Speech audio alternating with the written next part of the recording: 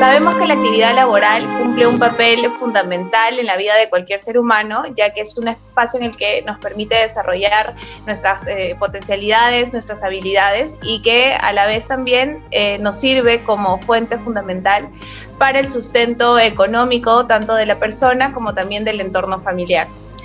Y esto nos permite mejorar la situación financiera, y también a las personas que están dentro de esta comunidad, personas con discapacidad, les puede brindar un sentido personal de bienestar.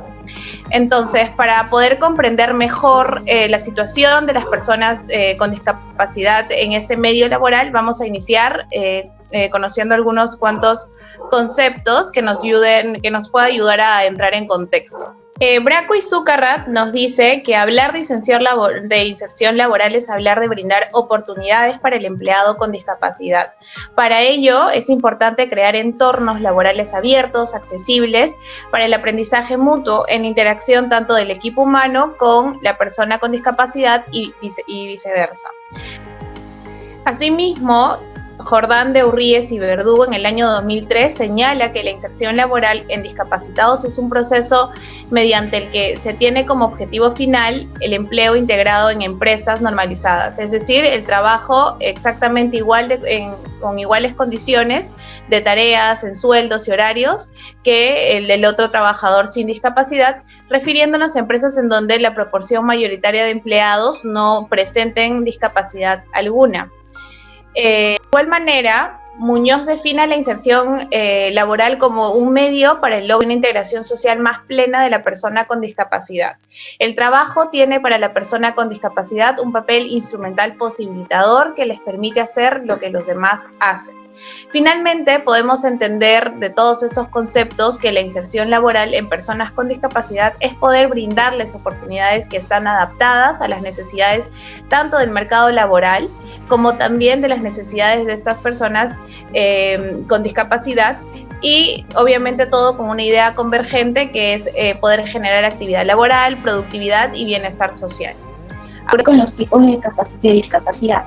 El primer tipo de discapacidad que voy a tratar es la discapacidad intelectual, que es la lenta e incompleta adquisición de las habilidades cognitivas del desarrollo humano, el cual implica dificultades para aprender, comprender y recordar nuevas cosas, y que además influye directamente en el nivel de CI, es decir, en las habilidades motoras, cognitivas, de lenguaje y sociales.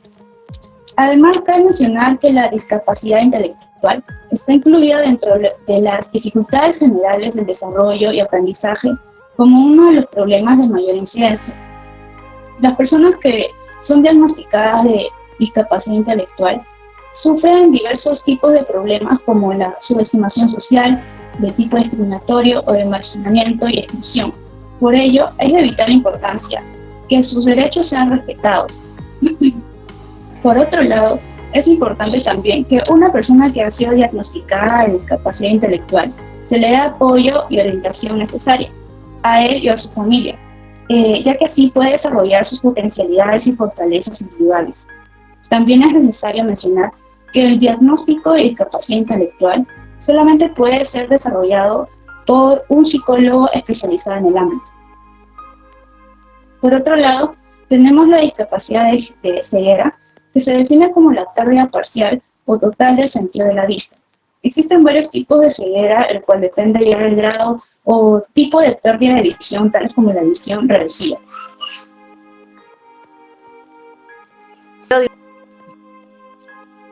Buenos días, yo voy a hablar sobre los elementos de la inserción laboral. La UNESCO en el 2017 menciona que se encuentra en la promoción de las prácticas eficaces en el intercambio de conocimientos a la educación inclusiva y con necesidad especial a través de las diferentes plataformas virtuales. Ellos mencionan que se están construyendo sociedades inclusivas para las personas con discapacidad. En el camino a la educación especial eficaz, según la UNESCO en el 2020, existen muchos desafíos y obstáculos que no permiten que los niños y jóvenes con discapacidad puedan asistir a la escuela especializada. Pues primero se tiene que detectar a los alumnos con discapacidad, pues los prejuicios que llevan a los padres a que oculten a sus hijos, impidiéndoles una correcta educación, y esto los está perjudicando mucho. Además, la falta de profesionales capacitados que no cuentan con las competencias, pues muchas veces esto es un punto que no es tomado en consideración. Por resultado, tienen los niños que no reciben la atención requerida.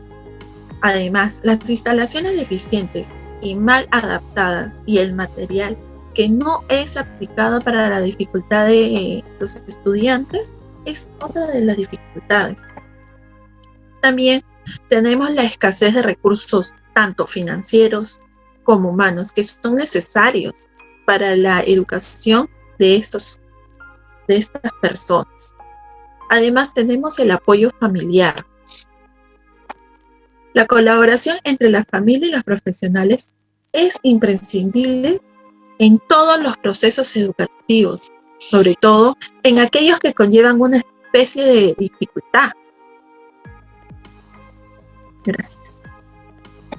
Con las estadísticas de la población de discapacitados, he consultado algunas estadísticas, sobre todo de Sudamérica, de Latinoamérica, y bueno, en realidad los porcentajes de discapacitados han ido avanzando conforme al tiempo. Por ejemplo, según el CEPAL 2014, se estima que más de 70 millones de personas vivían con alguna discapacidad en América Latina y el Caribe entre 2001 y 2003, lo que equivale a un 12,5% de la población. Y como pueden observar en estos gráficos, realmente la mayoría de países tiene un 10% a más de discapacitados, lo que es un gran porcentaje considerando, ahí también he colocado el total de su población. Así que si observamos, ¿no? En general, América Latina tiene una población aproximada con discapacidad de 70.000 personas. Entonces, es una cantidad considerable. La siguiente, por favor.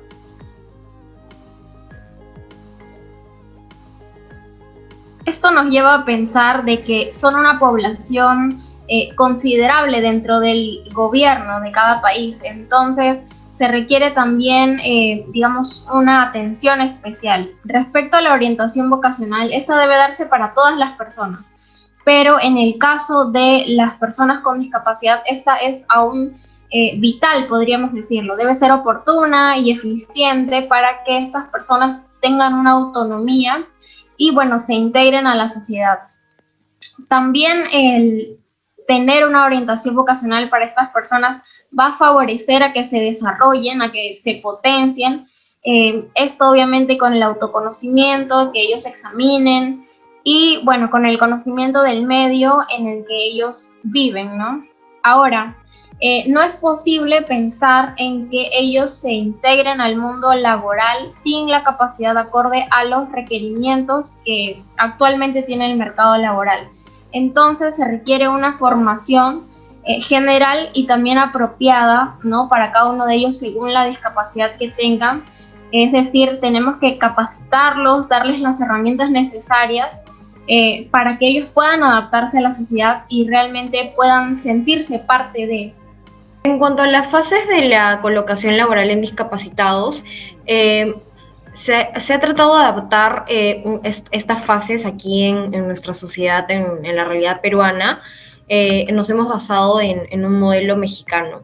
Lo primero es el compromiso institucional. Antes de poder incluir a los discapacitados en una organización o en una empresa, es importante que los colaboradores tengan conocimiento de ello.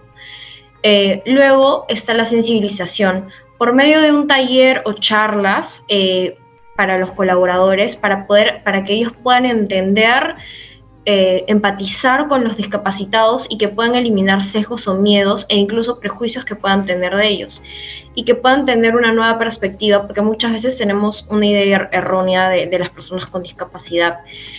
Entonces estos talleres servirían para que puedan desarrollar habilidades sociales con los discapacitados.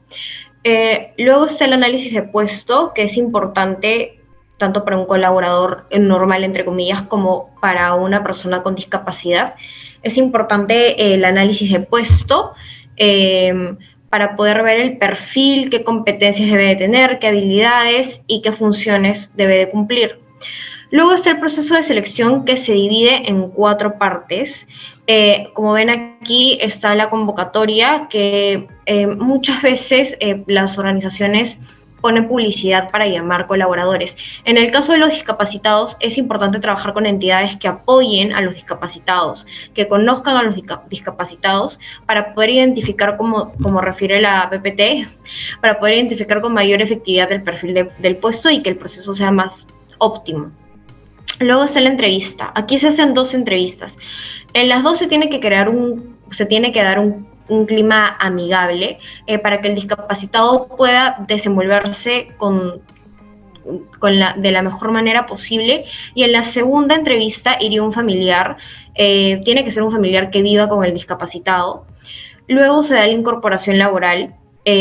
Es en donde ya el equipo de trabajo, los colaboradores, ya deben interiorizar lo que se dio en el taller, o sea, en la fase de sensibilización, para que se pueda crear un ambiente laboral e incluso, ¿por qué no?, un ambiente en el que puedan formar relaciones amicales. Y por último, la inducción, en donde es importante evitar los tecnicismos, hablar de manera muy sencilla y usar estímulos que llamen la atención para que estas personas puedan entender mejor.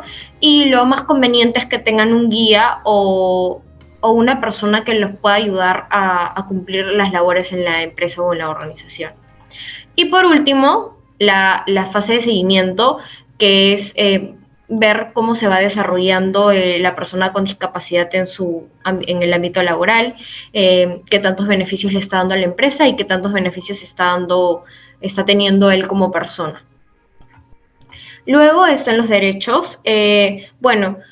Realmente desde los años 80 se habla mucho de un tema de igualdad, un tema de derechos para las personas con discapacidad, pero en el 2007 se dio mucho el énfasis y se creó la Ley de Respaldo de la Convención de Derechos de Personas con Discapacidad. Como ven acá en el artículo 27, es básicamente que estén en condiciones iguales en el ámbito laboral las personas con discapacidad, así como cualquiera de nosotros. Y en el artículo 23 se le da prioridad en el aspecto laboral a las madres de familia, a los menores de edad y a las personas con discapacidad. Más adelante, en el año 2012, ya se crea también esta Ley General de la Persona con Discapacidad para la Igualdad en la Sociedad, que hasta el día de hoy se está dando, ¿no? Es la más reciente. Gracias.